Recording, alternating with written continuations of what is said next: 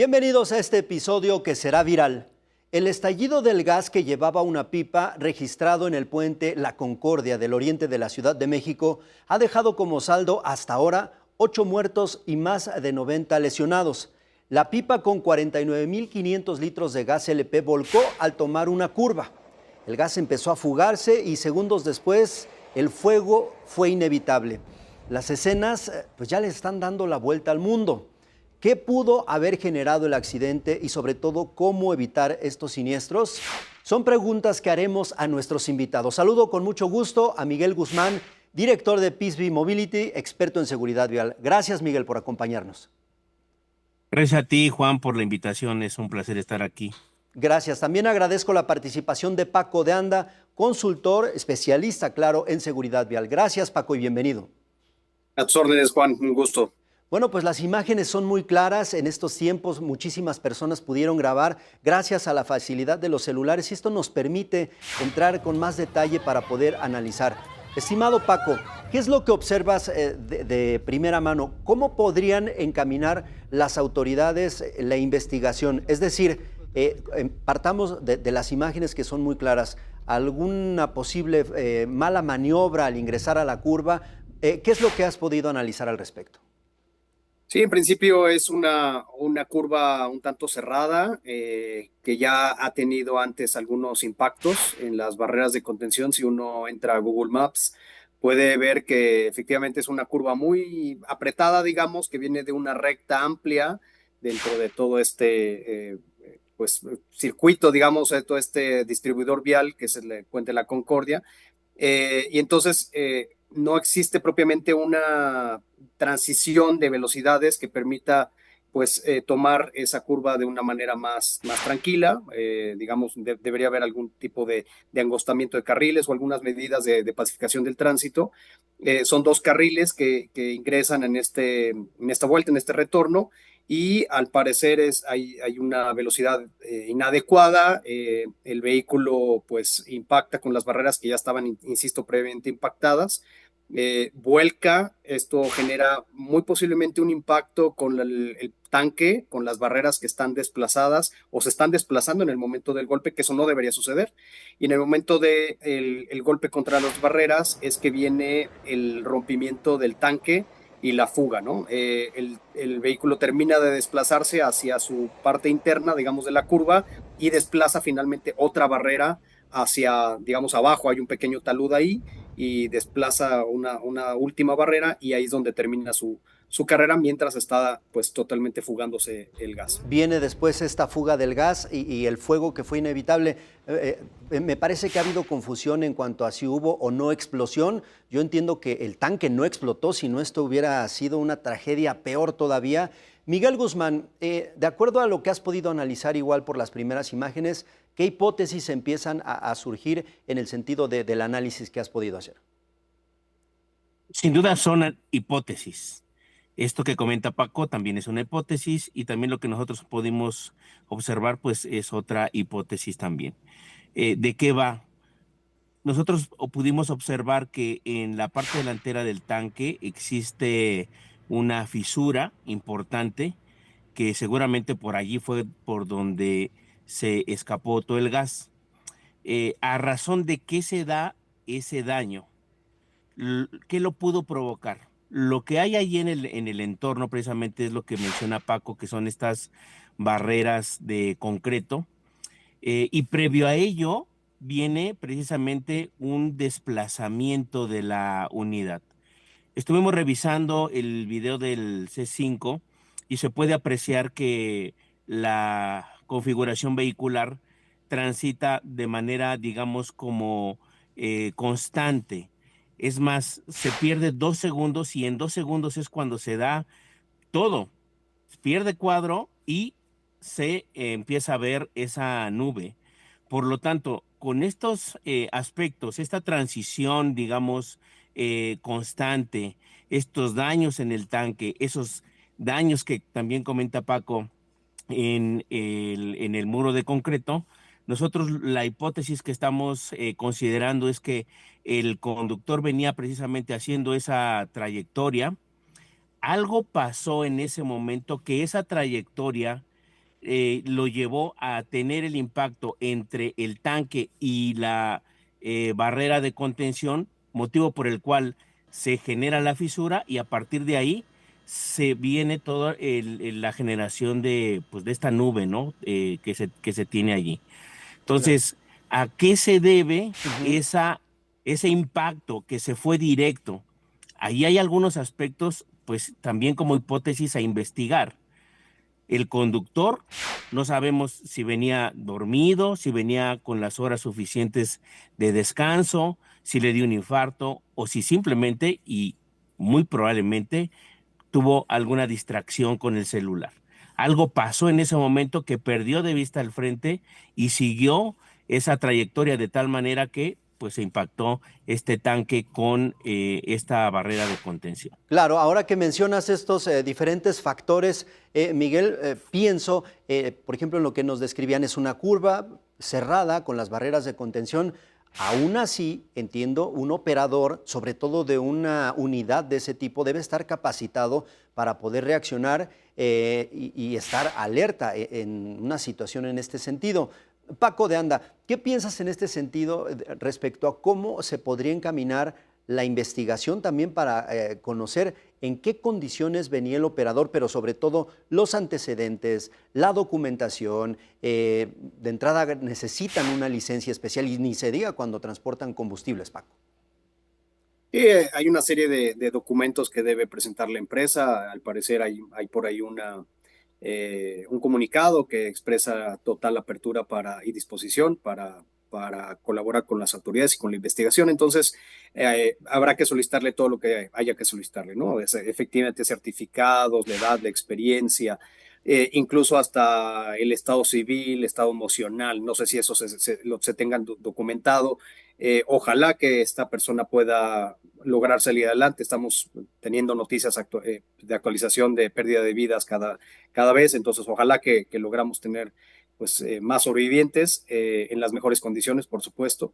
Entonces, pues todo esto abonará a elaborar un perfil de la persona y su trayectoria y sus condiciones. La bitácora también es muy importante. Ahora, fuera de esto, es muy importante y quiero insistir que si ya existían choques previos en ese punto, significa que efectivamente no había una gestión de velocidad en el punto. Es decir, existen ya medidas que se aplican con diferentes éxitos para poder gestionar la velocidad. Entonces, independientemente del perfil del operador y de las condiciones, definitivamente esto tiene que arrojar lecciones importantes para garantizar la no repetición. Es decir, esto sí se puede evitar en otros lugares con características similares. Es muy común que existan barreras y aquí quiero puntualizar nuevamente porque ahí quiero apuntar la mayor hipótesis, como bien dice Miguel. Las barreras no pueden moverse, o sea, una barrera de concreto no debe desplazarse de su lugar, no debe debe estar empalmadas unas con otras de tal manera que trabajen juntas. Es decir, si yo desplazo la primera, me voy a estrellar contra la siguiente.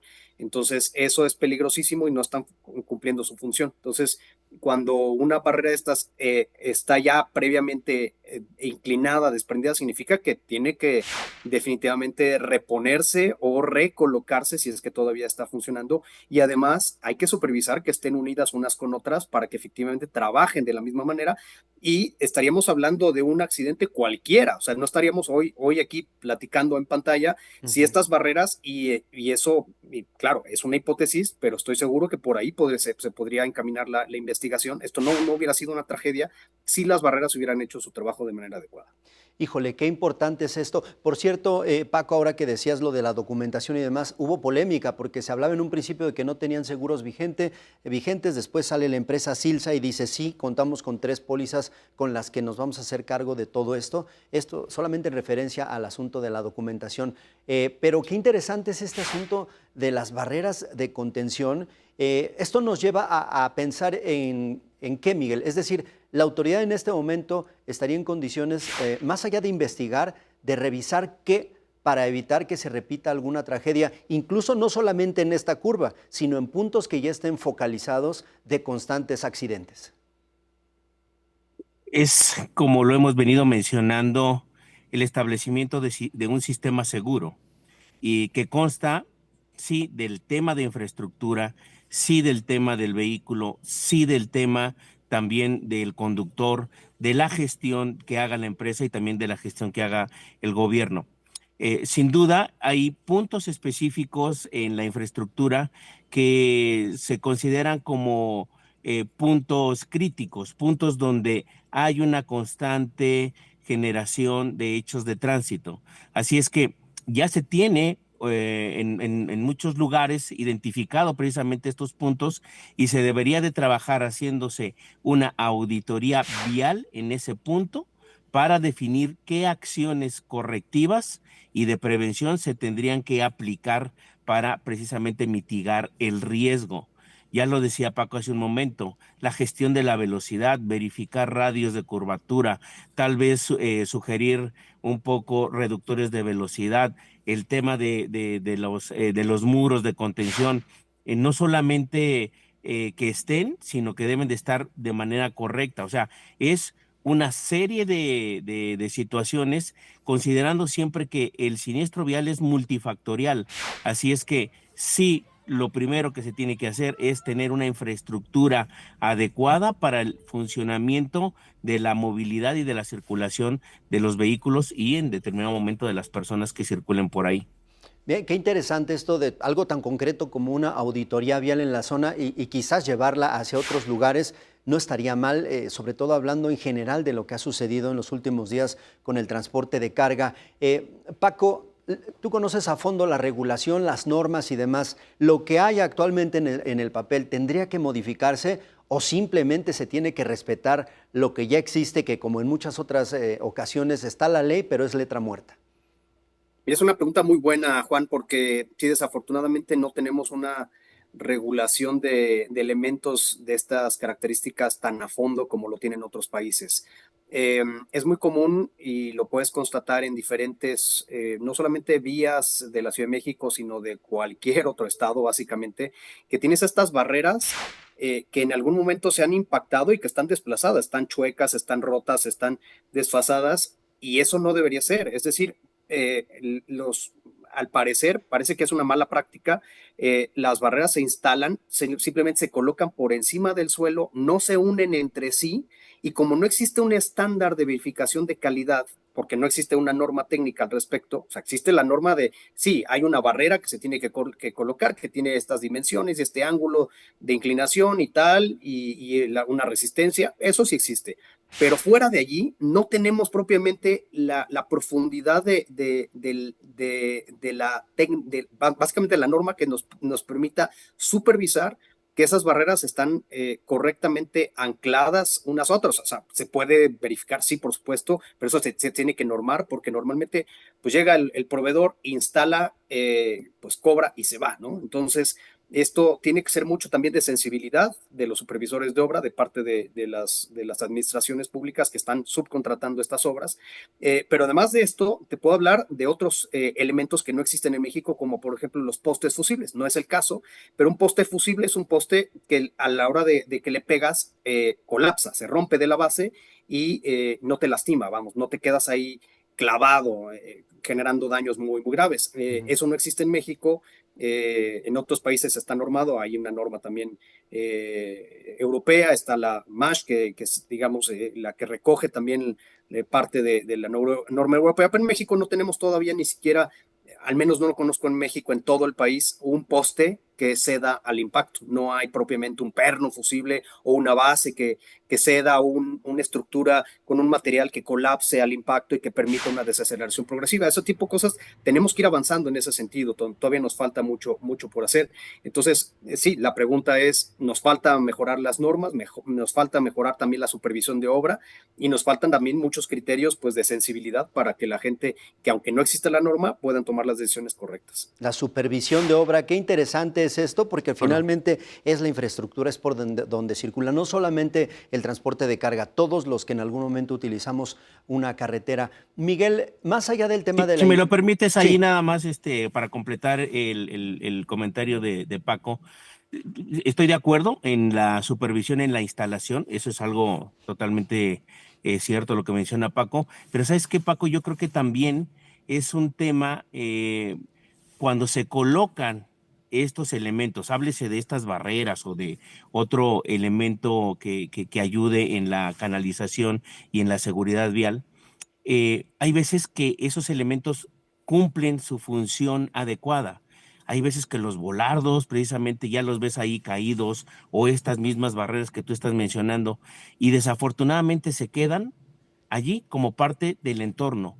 Debería de haber también, aparte de esa supervisión, esa renovación de manera constante de todos esos elementos que ya cumplieron una función en específico, y que si están dañados es porque seguramente allí hubo un choque, hubo una Exacto. situación de alto riesgo. Así es que también considero que deberíamos de tener esa supervisión para estar cambiando esos elementos que ya cumplieron su función. Paco de Anda. Sí, es un asunto también de presupuesto, ¿no?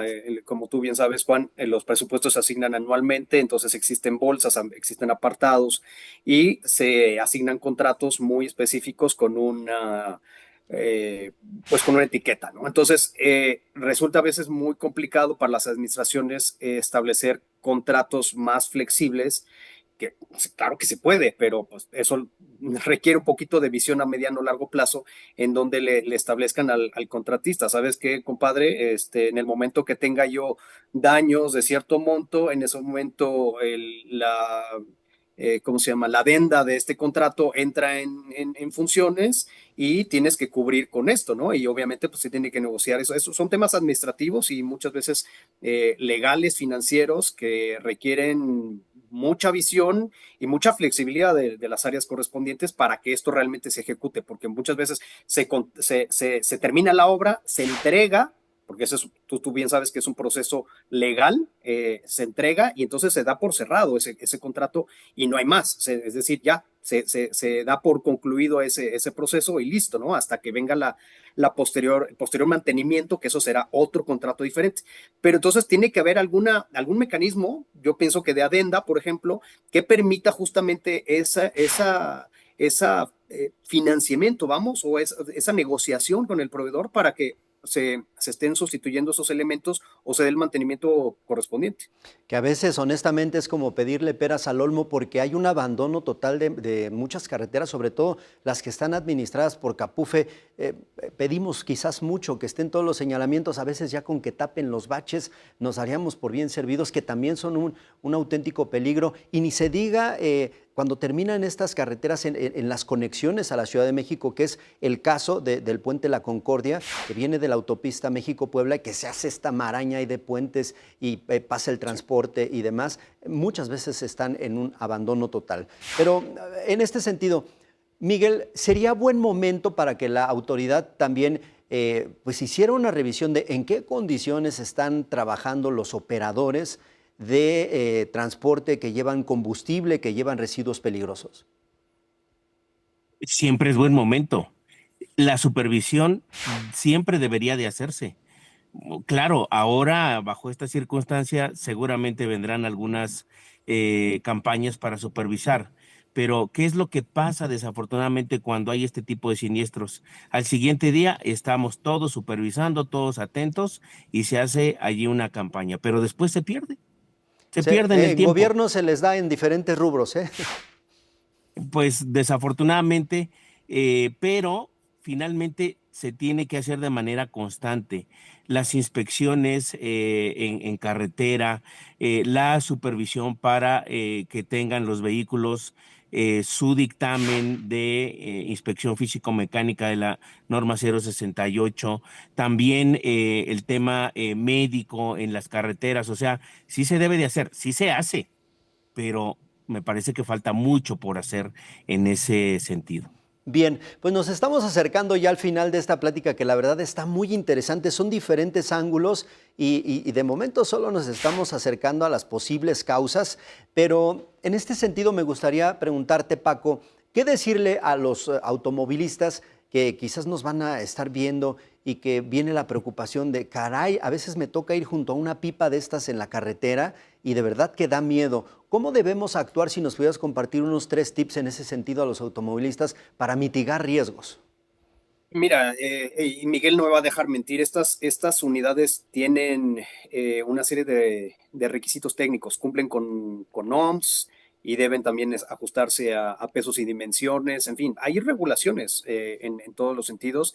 No debería, y quiero entrecomillarlo, no debería dar miedo circular junto a estos vehículos, igual que no debería dar miedo circular junto a un doble remolque, semirremolque, o cualquier tipo de vehículo, porque en teoría todos están regulados. Entonces, y si tenemos, digamos, todos los candados bien amarrados, bien cerrados, para poder garantizar la seguridad tanto del operador que tiene una licencia, que ha pasado por los antidoping, que tenemos un vehículo que cumple con pesos y dimensiones, que tiene los requisitos que marca la norma en cuanto a equipamiento de seguridad, como puede ser el freno ABS en el caso de los dobles, etcétera, etcétera. En teoría no deberíamos tener mucho miedo. Lo que sí creo que puede pasar es que, a ver, estamos dentro del contexto de una ley general de movilidad y seguridad vial que ha bajado también a los diferentes estados de la República. Hay algunos que todavía les falta armonizarse, pero ahí va, ¿no? El caso es que estamos dentro de una ya necesidad de tener unas políticas fuertes de seguridad vial, lo cual es muy bueno. Entonces, lo que quiero compartirle a la gente es, debe sentirse relativamente tranquila, que las cosas están caminando en el sentido correcto, que México está haciendo las cosas como debe ser. Es de los países que más están avanzando en este segundo decenio de acción por la seguridad vial, que es una agenda mundial. Entonces México está comprometido a eso y está dando pasos en el sentido correcto, insisto. Pero sí es importante que entendamos que la movilidad motorizada va a tener que sufrir muchos cambios hacia el futuro para pasar a una movilidad más sostenible y segura. Manejar no es seguro de inicio. Ahí podemos a lo mejor tener discrepancias Miguel y yo, porque Miguel se ha enfocado mucho justamente a la capacitación. Yo me he enfocado más al tema de la infraestructura y también de la movilidad. O sea, apostarle a dejar del coche para apostarle a la bicicleta, apostarle al transporte público, en fin, buscar pues, ciudades más limpias, más sostenibles, más armónicas. Y entonces, si nosotros nos movemos de otra manera, va a ser más seguro para todas las personas, va a ser mejor para todos. Vamos a tener calles más silenciosas, más tranquilas, en donde los niños pueden volver a salir a jugar a la calle. Entonces, hay que cambiar la forma de imaginar las ciudades para dejar de pensar en estos grandes distribuidores, como es el caso de Los Ángeles, de Houston, de estas ciudades que son súper, como les llamamos, cochistas, que también tienen problemas como este, ¿eh? O sea, no creas que Es nosotros propio, claro. somos un país raro, no, no, no. O sea, donde tengas motorización tienes estos problemas, eso es un hecho. Entonces, eh, hay que reconocer que el tema del tren puede traer muchos beneficios también, puede cambiar muchos viajes que son motorizados a vías pues confinadas, con cierta mejor velocidad, mejor calidad y todo. Entonces, vamos en el sentido correcto, me parece, hay que reconocerlo y creo que en ese sentido la gente tendrá que simplemente, y eso es una petición, que ser más flexible para que vayamos cambiando calle por calle y tener ciudades más sostenibles, más limpias, más seguras, más silenciosas. Gracias, Paco. Miguel, ¿qué piensas de esto? ¿Sí podemos estar tranquilos? Ay, creo que nos la pusiste difícil, Paco, sobre todo pensando en ir al lado de la pipa. ¿Qué piensas de esto, Miguel?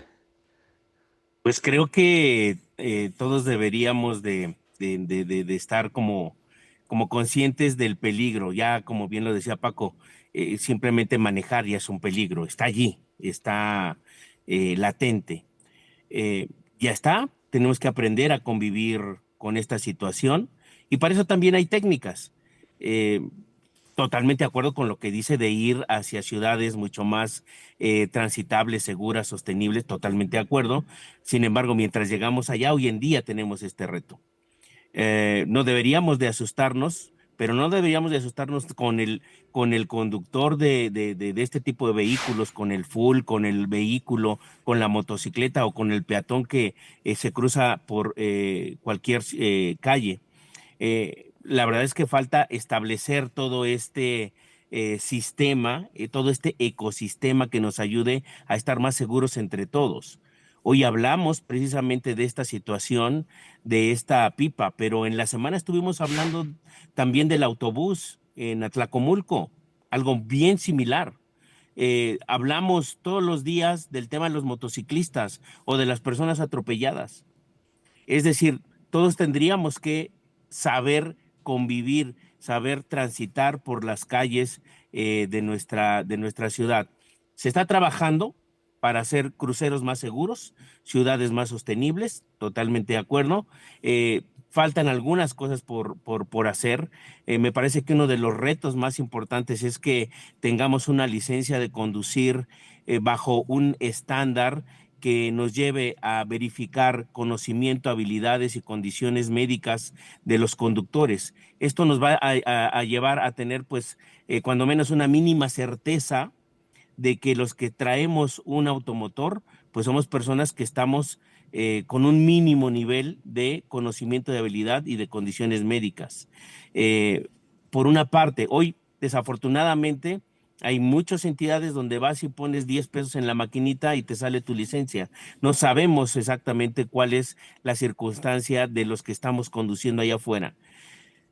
Importante entonces es que sigan existiendo estos procedimientos para tener conductores cada vez más seguros. Las empresas deben de seguir apostando también a la capacitación, a ese training donde se muestren esas técnicas de cómo deben de mover esas unidades, cómo deben de controlar la velocidad, los puntos ciegos que se tienen y además no solamente esa parte, sino también un tema de gestión dentro de las propias organizaciones, horas de conducción, Claro.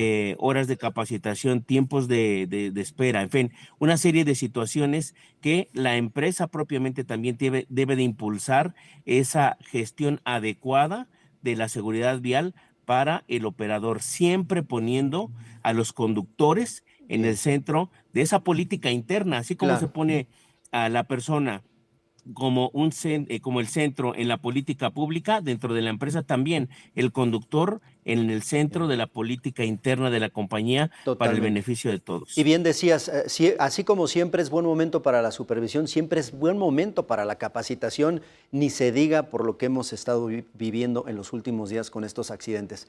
Pues así llegamos al final de esta plática. Muchísimas gracias a los dos. Antes de irnos, es algo muy concreto, una dinámica muy concreta, Paco. ¿Cómo definirías en una sola palabra, el accidente de la México-Puebla, de la Concordia, y la posible lección que nos deja esto? Qué difícil pregunta. Pues mira, en principio así visceralmente diría terrible, ¿no? Aunque eventualmente también podría decir esperable. Esperable. Gracias. Sí, Miguel cuando las Guzmán. condiciones están dadas. Sí, Se espera. total. Miguel Guzmán, en una palabra, ¿cómo definirías lo que sucedió? Y le decía a Paco, la lección, no sé, el aprendizaje que esto nos deja. Un reto. Okay. Un reto para hacer las cosas mejor. Un reto, y nos decías, Paco, esperable, un reto esperable. Ojalá que sea el reto que permita que esto pues, no se vuelva a repetir y que no tengamos accidentes de estas dimensiones. Por lo pronto, muchísimas gracias, pues llegamos a este episodio que sin duda será viral. Ya verán que esto va a generar polémica porque todos también desde su humilde opinión en casa y demás tienen sus propias hipótesis. Ojalá que nos las puedan dejar por aquí pues para conocer lo que piensan nuestros seguidores. Llegamos al final de este episodio. Agradezco mucho a Miguel Guzmán, especialista en temas de seguridad vial, director de Pisby Mobility. Gracias, Miguel. Gracias a ti, gracias Paco, gracias a todos. También muchísimas gracias por su participación, Paco de Anda, consultor, especialista, claro, en seguridad vial. Gracias, Paco. Gracias, Juan Rivas. Saludos. Un abrazo para los dos. ¿Qué les parece a ustedes? Primero, gracias por haberse quedado hasta el final de esta plática. Muy interesante lo que nos dicen sobre las posibles causas y también cómo prevenir los accidentes. Fue una tragedia terrible lo que sucedió allá en la México-Puebla, en la entrada a la Ciudad de México, en el puente La Concordia. ¿Ustedes qué piensan? Sobre todo, pues, del trabajo. Nos decían ahorita, tendría que haber una auditoría, empezar a revisar qué pasó en esa curva, qué estaba mal. en caso de que haya sido la infraestructura. Pero no solamente ahí, hay muchísimos lugares que las autoridades ya tienen identificados, focalizados por los constantes accidentes. En fin, ojalá que puedan dejarnos un comentario y decirnos qué piensan, pero sobre todo compartir el video y, claro, acompañarnos en el próximo episodio que también será viral. Yo soy Juan Rivas, pásenla bien, por favor.